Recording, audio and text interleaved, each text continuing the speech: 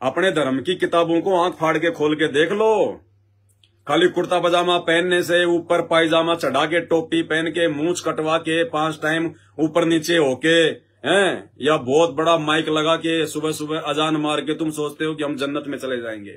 जन्नत का दरवाजा भी नहीं देख पाओगे, दरवाजा भी। कहते तुमने उस दरगाह का महल नहीं देखा और धर्मराज के तिल तिल का लेखा। जो कुकर्म आप लोग दिन में तो करते हो रोजा और रात को काटते हो बकरे मुर्गे, अरे वाह, तुमसे परमात्मा प्रसन्न होगा, अल्लाह तुम्हें आशीष देगा। अरे दिन में तो रोजा करते हो उसी अल्लाह के लिए और शाम को उसी अल्लाह की रूह को काट के खा जाते हो। वो सुने नहीं है, वो अल्लाह सबका है, वो बकरे का भी अल्लाह है, वो मुर्गे का भी अल्लाह है। जब मुर्गा काटा जाता है, बकरा जब काटा जाता है तो भाई दर्द उसको भी होता है। ये तुम्हारी अपनी बनावटी बातें हैं कि हमने तो इसको काटते समय जो है कलमा पढ़ दिया, अब ये सवाब बन गया, ये प्रसाद बन गया। तो काटो अपने बेटा और बेटी को और पढ़ो कलमे और खाओ फिर मिलके बांट के, वो तो प्रसाद बन गया है। दूसरे के बेटा बेटी काटो, वो तो बन गए प्रसाद। अरे वो बकरा भी तो किसी का बेटा बेटी है, वो मुर्गा भी तो किसी का बेटा बेटी है, वो गाय भी तो किसी की बेटा बेटी है। उनको काटो जब तो पढ़ो कलमा और बन गया सवाब, खाओ प्रसाद है। और खुद का बेटा बेटी काट के दिखाओ, पढ़ो कलमे है। भैया ये नहीं चलेगा, ऊपर तिल तिल का हिसाब देना पड़ेगा, तिल तिल का हिसाब। इसलिए सभी हिंदू मुस्लिम भाई बहनों से दास की प्रार्थना है, बहुत भयंकर समय आ रहा है, बहुत भयंकर समय। आप लोगों की अभी आंखें बंद हैं। जैसे कुत्ते के बच्चे जब जन्म लेते हैं ना तो सप्ताह भर तक उनकी आंखें नहीं खुलती। उनको चाहे सूरी का दूध पिला दो, चाहे उनको कुतिया का दूध पिला दो, अपनी मां समझ के पी लेंगे। लेकिन जब उनकी आंखें खुलेगी तब पता चलेगा कि सूरी कहाँ है, कुत्ती कहाँ है। तो बड़े भाई, अभी आप चाहे हिंदू हैं, चाहे मुसलमान हैं, चाहे सिख हैं, चाहे ईसाई हैं, जब तक आप लोग सतगुरु रामपाल जी भगवान के, उस अल्लाह के, उस परवरदिगार के, उस मसीहा के, उस वाहिगुरु के, उस भगवान के, उस गॉड के, उस रब के सत्संग सुनना शुरू नहीं करोगे, तब तक आप लोगों की हालत वो कुतिया के बच्चे के जैसी है। आप लोगों की आंखें बंद हैं और आपके मुंह में हमारे नकली धर्म गुरुओं ने, आपके मुंह में हमारे धर्म गुरुओं ने जो है सूरी का जो है वो थड़ पकड़ा रखा है। और आप लोग ये सोचकर चूस रहे हो कि हमारा मोक्ष हो जाएगा। गुरुजी ने जो साधना बता दी, गुरुजी ने जो पाठ करना बता दिया, गुरुजी ने जो बाबा श्याम जी की यात्रा बता दी, मेहंदीपुर की यात्रा बता दी, तिरुपति नाथ की यात्रा बता दी, बरसाने में जाए आना, हरे राम हरे कृष्ण राधे राधे श्याम श्याम जय राम करके। भाई कुतिया वाला बोबा तुम्हारे मुंह में दे रखा है। जब आंख खुलेगी तब पता चलेगा। और ये आंख खुलेगी 2028 के बाद तुम्हारी। 2028 भयंकर प्राकृतिक आपदाओं का समय है, भयंकर। नानी याद आ जाएगी। समझ जाओ, सुधर जाओ, संत रामपाल जी के सत्संग सुनना शुरू कर दो, उनके शरण में आ जाओ, अन्यथा वो दुर्गति होगी जीते जी। याद रखोगे उस समय ना कोई तुम्हें प्रधानमंत्री बचाने आएगा, ना कोई सरकार बचाने आएगी, ना रिश्तेदार बचाने आएगा, ना तुम्हारी धन दौलत पैसा, तुम्हारी जोश जवानी, ये रुतबा, ये कार कोठियां, तुम्हारे प्लॉट फार्म हाउस कुछ काम नहीं आएंगे। वो प्लॉट फार्म बेचना निकाल दोगे तो भी 1 किलो आटा नहीं मिलेगा। वो समय आएगा, कहां जाओगे, कौन बचाएगा उस समय? ना मुसलमानों को अल्लाह का पता। अरे जिसको ये नहीं पता कि हमारा बाप कौन है, जिसने कभी अपने बाप को देखा ही नहीं, तो बाप तुम्हें बचाने क्यों आएगा? क्या बाप इतना पागल है? क्या बाप को इस बात का पता नहीं कि अगर मैं चला भी गया तो मुझे तो पहचानेंगे नहीं? क्योंकि वो तो मेरे को ये कहते कि हमारा बाप तो दिखाई नहीं देता, हमारा अल्लाह तो बेचून है, निराकार है। ना हिंदुओं का भगवान आएगा, वो ये सोचकर नहीं आएगा कि मैं क्या करूंगा उन नालायकों के पास जाकर। अगर मैं चला भी गया तो मुझे पहचानेंगे नहीं। वो तो ये कह रहे हैं भगवान दिखाई नहीं देता, भगवान दिखाई नहीं देता। और मैं जब जाके उनको दिखाई दूंगा तो मुझे अपना बाप वो मानेंगे नहीं कि तू भगवान हो ही नहीं सकता, भगवान तो दिखाई देता ही नहीं। रोगे हाथ ऊपर करके, समझ जाओ, सुधर जाओ। इस पूरी पृथ्वी पर अगर वर्तमान में कोई पूर्ण संत है और अगर सच्ची भक्ति जो पूरे विश्व को करनी चाहिए, एकमात्र भक्ति संत रामपाल जी के पास है। बाकी चाहे चारों धाम में फिर लो, 68 तीर्थ कर लो, मक्का मदीना की यात्रा कर लो, चाहे हद कर लो, चाहे मक्का में जाके अपनी गर्दन काट के चढ़ा दो, चाहे बरसाना जाओ, चाहे मथुरा जाओ, चाहे तुम अयोध्या जाओ, चाहे तुम नीलकंठ, काशी, हरिद्वार, बद्रीनाथ, केदारनाथ, कहीं भी जाओ, दुर्गति दुर्गति है, दुर्गति दुर्गति। बचाने वाला धरती पर कोई नहीं होगा। एक छोटा सा शब्द हम सभी भाई बहन जो यहां बैठे हुए हैं मिलके परमात्मा की महिमा का जो है गा लेते हैं। आप लोगों को भी समझाएंगे उस शब्द के माध्यम से। काहे भटक रहा इंसान पहचान धनाना वाले को। वो सारी सृष्टि का मालिक है, वो मुसलमानों का बाखबर, वो मुसलमानों का अंतिम पैगंबर, वो हिंदुओं का भगवान, वो गॉड, वो राम, वो रब, वो अल्लाह भारतवर्ष की पावन भूमि हरियाणा के गांव धनाना में 8 सितंबर 1951 को संत रामपाल जी के रूप में प्रकट हो चुका है।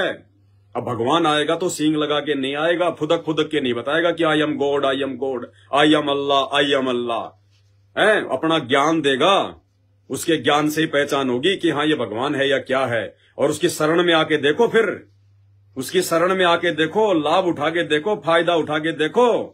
जो लोग हॉस्पिटलों में, जो लोग बल्कि सड़ रहे हैं, कैंसर के रोगी दुखी हो रहे हैं, सड़ रहे हैं। अरे एक बार संत रामपाल जी के सत्संग सुनो अपने मोबाइल में, जिसमें सारा दिन तुम रिश्तेदारों से बात करते हो, हाय मर गया, हाय मर गया, इतने पैसे बर्बाद हो गए, हाय कोई फायदा को नहीं, हाय कोई फायदा को नहीं। अरे कुछ नहीं, फ्री का इलाज, मुफ्त का इलाज, कैंसर क्या का, चाहे कैंसर का चाहे परदादा क्यों ना हो। अरे संत रामपाल जी के सत्संग सुनो और उनकी शरण में आ जाओ। कैंसर क्या, कैंसर का बाप भी रफू चक्कर हो जाएगा। रफू चक्कर उसको कहते हैं अल्लाह, उसको कहते हैं भगवान। अगर आज से पहले धरती पर अगर भगवान होता और दुनिया अगर उसी की अगर भक्ति कर रही होती, मुसलमानों के अनुसार अगर उनका बेचून अल्लाह ही भगवान है, हिंदुओं के अनुसार अगर उनका राम और श्री कृष्ण ही भगवान है, तो भाई साहब ये दुनिया भर के हॉस्पिटल खोलने की जरूरत नहीं पड़ती। दुनिया भर के हिंदू, दुनिया भर के मुसलमान हॉस्पिटलों में सड़ रहे हैं। क्यों? भक्ति तो सभी कर रहे हैं। हर हिंदू के घर में भक्ति हो रही है, हर मुसलमान के घर में जो है इबादत हो रही है। फिर क्यों हॉस्पिटलों में जा जाके सड़ रहे हो? अरे फिर भक्ति कौन से दिन काम आएगी? अगर भक्ति करते करते भी आदमी को अगर बीमार होना पड़ेगा, भयंकर बीमारी से तड़पना पड़ेगा, एक्सीडेंट में उसकी मौत हो रही है, उसका अंग भंग हो रहा है, घर में यदि उसके निर्धनता आ रही है, आंखों के सामने बेटा बेटी मर रहे हैं, काम धंधे फैल हो रहे हैं, तो वो अल्लाह नकली है जिसकी तुम पूजा कर रहे हो, वो भगवान नकली है जिसकी तुम पूजा कर रहे हो, वो असल में भगवान नहीं है। अगर भगवान की शरण में आने के बाद क्या सुख होता है अगर देखना है तो भाई संत रामपाल जी के भक्तों से मिलकर देख लो एक बार। तुम्हारे आसपास होंगे, ऐसी बात नहीं है, अब तो गली गली में फैल गए परमात्मा के बच्चे।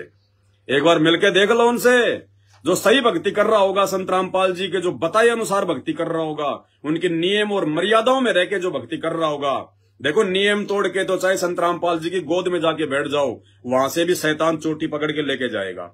उसके साथ भी वही होगा जो आम व्यक्ति के साथ में हो रहा है, एक्सीडेंट वगैरह, बीमारी वगैरह। लेकिन भैया भगवान आएगा तो अपनी कुछ मर्यादा बताएगा, कुछ अपने नियम बताएगा। जिस प्रकार हॉस्पिटल में जाते हैं, भयंकर रोग होता है, डॉक्टर से मिलते हैं, डॉक्टर इलाज करता है, उसके बाद डॉक्टर हमारे को कुछ नियम बताता है, वो परहेज बताता है। परहेज निभाएगा उसी को लाभ मिलेगा, नहीं तो बाकी रोगियों की तरह चिल्लाएगा, रोएगा। तो ये स्थिति आध्यात्मिक मार्ग की है भाई। आप और हमें जन्म और मरण का रोग लगा हुआ है, 84 लाख योनियों में सैन्य कष्ट भोगने का रोग लगा हुआ है। संत रामपाल जी आध्यात्मिकता के डॉक्टर हैं, सबसे बड़े डॉक्टर हैं, सबसे बड़े सर्जन हैं, इनसे बड़ा कोई नहीं है पूरी सृष्टि में। और भाई उस डॉक्टर की जब आप शरण में आ जाओगे और वो जो भक्ति आपको बताएंगे, जो नियम आपको बताएंगे, अगर उसके अनुसार आप साधना करोगे, क्या औकात है उस कैंसर की, क्या औकात है उस लाइलाज बीमारी की, जो उस भगत के आस पास भी फटक जाए। और देखना नित नए सुख, नित नए सुख। तो भैया थोड़ा आंख खोलो, एक थोड़ा सा प्रयास करेंगे एक शब्द गाकर मालिक की दया से, अगर आप लोगों के समझ में आ जाए तो। हाँ, पेज नंबर 26 है, 11वां शब्द है ये परमात्मा की महिमा का। आप लोगों की इजाजत हो तो थोड़ा सा जूस पी लूं, केले राम का बन गया है, भाई बहन पी रहे हैं तो थोड़ा सा ले आए, तो दास भी पी लेता है थोड़ा सा। अभी तो मालिक की मौज है, परमात्मा की मौज है। भगवान अपने बच्चे को जिला कलेक्टर की तरह रखता है, भगवान अपने बच्चे को एसडीएम की तरह रखता है, भगवान अपने बच्चे को राजा की तरह रखता है, क्योंकि वो शहंशाहों का शहंशाह है। और शहंशाह का बेटा भी भाई थोड़े बहुत तो गुण रखेगा, है? तो राजा अपने बेटे को फिर उसी हिसाब से रखता है ना। तो बाकी देखो राजा के बेटा बेटियां वो भी बैठ के जूस पी रहे हैं, मालिक को दिन में भोग लगता है फ्रूट राम का रोजाना, 3-4 प्रकार के फ्रूट राम खाते हैं संत रामपाल जी के बच्चे। सुबह शाम 2 टाइम हलवा बनता है उनके घरों में, सबसे पहले अपने गुरु भगवान को भोग लगाते हैं। अरे ये हलवा तो देश के प्रधानमंत्री, राष्ट्रपति और अनिल अंबानी को भी नसीब में नहीं है।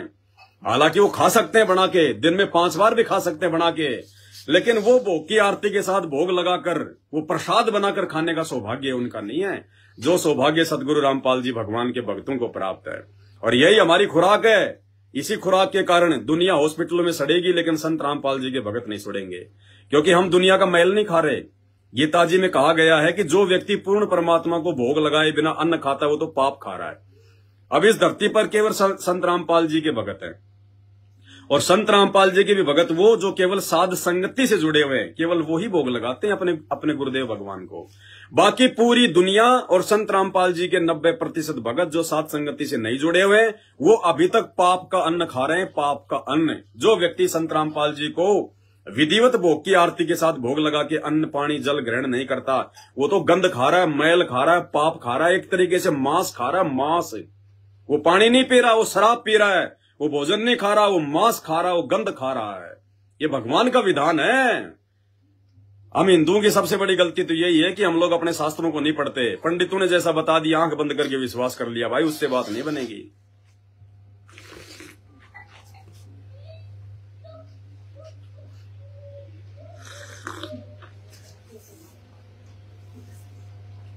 तो इस शब्द में परमात्मा की दया से जगत वाले भाई बहनों को बहुत कुछ समझ में आएगा। देखो, विचार करना, राग द्वेष मत रखो। मैं पवनदास आपका दुश्मन नहीं, आप मेरे कोई दुश्मन नहीं, मैंने आपकी कोई जमीन नहीं हड़प रखी, आपने मेरा कोई बिजनेस नहीं हड़प रखा। भाई हम समझ आ रहे हैं, समझने का प्रयास करना चाहिए इंसान को। इंसान उसी को कहते हैं जो दूसरे की बात को सुने, और जो वो बात बोल रहा है अगर वो बात शास्त्रों के अनुसार सही नहीं है तो ठीक है, उसकी बात को सुनना जो है वो बंद कर दो। लेकिन विचार करना चाहिए, शास्त्रों को खोल के देखना चाहिए। खुद ने अगर शास्त्र नहीं पढ़ने आते हैं और आपके धर्मगुरुओं को यदि ज्ञान नहीं है शास्त्रों का, तो भाई फिर संत रामपाल जी उंगली रख रख के गीता, कुरान, पुराण, बाइबल सब कुछ पढ़ा रहे हैं। अरे कुछ दिन सत्संग तो सुनो उनके।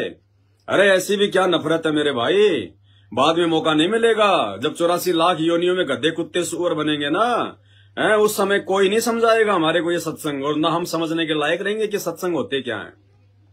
उस समय तो फिर 2.5 मन का बोरा कमर पर कुम्हार मारेगा लठ, सारा दिन इधर उधर इधर उधर। या बैल बन गए तो किसान सारा दिन खेत में हल जोतेगा हमारे से। ध्यान रख लेना फिर इन बातों का। फिर ये मौज मस्ती नहीं मिलेगी, ये लाखों के मोबाइल हाथ में लेके नहीं घूम पाओगे। मन में आए जब चाय पी ली, मन में आए तब जूस पी लिया, 56 प्रकार के भोग खा लिए, यार दोस्तों की शादी पार्टी में मनोरंजन कर लिया, फिर वो मौका नहीं मिलेगा। फिर तो अगर नहीं चलोगे हल में तो लकड़ी की मारेगा और पूंछ में रड़ेगा, और फिर चलोगे कान खड़े करके टक टक टक टक, 2 मिनट में पूरा खेत साफ कर दोगे। फिर वो भोगना पड़ेगा फिर मेरे भाई। तो ये मनुष्य जन्म बड़ी अनमोल वस्तु है। फटाफट जूस पी लेते हैं, फिर एक शब्द गाएंगे।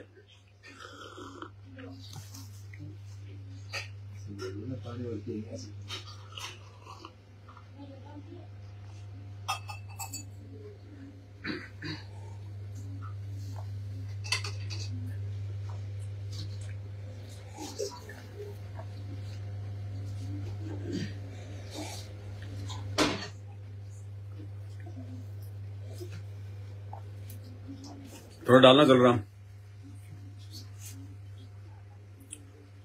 ये परमात्मा की नगरी में मौज है, बाकी नगरी में मौज नहीं है। बाकी तो अरे और क्यों डाल दिया, पानी डाला था मैंने तो और भर दिया। देखो जूस का गिलास और भर दिया केले राम का, वो और गई आपकी 3-4 मिनट। भाई ये मौज केवल परमात्मा के भगत, परमात्मा के बच्चे प्राप्त कर सकते हैं, और गारंटेड बात है। आप एक बार सत्संग तो सुनना शुरू करो संत रामपाल जी के। अरे 2 दिन समझ में नहीं आएंगे, 4 दिन समझ में नहीं आएंगे, क्योंकि ज्ञान जो उनका है वो शास्त्रों के अनुसार है, और हमने किस्से कहानियां सुन रखी है शास्त्रों के विरुद्ध। तो हो सकता है 10-5 दिन आपको अटपटा सा लगे कि ये महाराज जी क्या कह रहे हैं, को समझ में नहीं आ रहा। लेकिन भैया अगर ध्यान से सुनते रहोगे तो दाना दाना समझ में आने लगेगा, दाना दाना।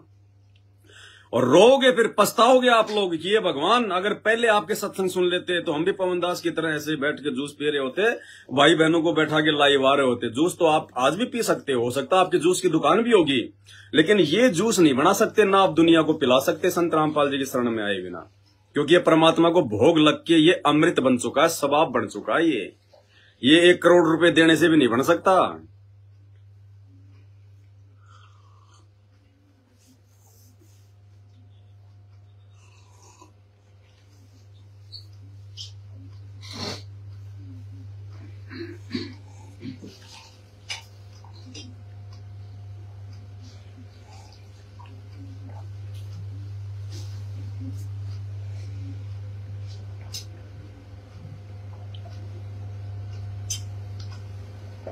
बस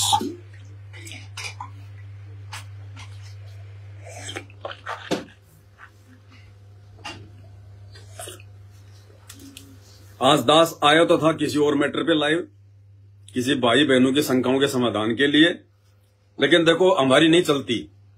जो सतगुरुदेव चाहेंगे वो होगा। परमात्मा ने आप जगत वाले भाई बहनों के लिए थोड़ा सा ज्ञान आधार से चर्चा करवा दी, तो ये तो मालिक की मौज है। हम तो खाली बैठ जाते हैं उसके नाम पे, बाकी तो उसकी चलेगी, हमारी नहीं चलेगी। करे करावे साइया मन में लहर उठा, दादू सिरदर जीव के आप बगल हो जा। तो चलो कुछ भी, हम तो कुछ भी बोलेंगे तो उस परमात्मा की महिमा में बोलेंगे, भाई बहनों के आत्म कल्याण के लिए बोलेंगे। कुछ भी बोलेंगे वो सही होगा। तो चलो एक शब्द गाते हैं भाई बहन मिलकर। बंदी छोड़ सतगुरु रामपाल जी भगवान की, काहे भटक रहा इंसान, पहचान धनाना वाले को। काहे भटक रहा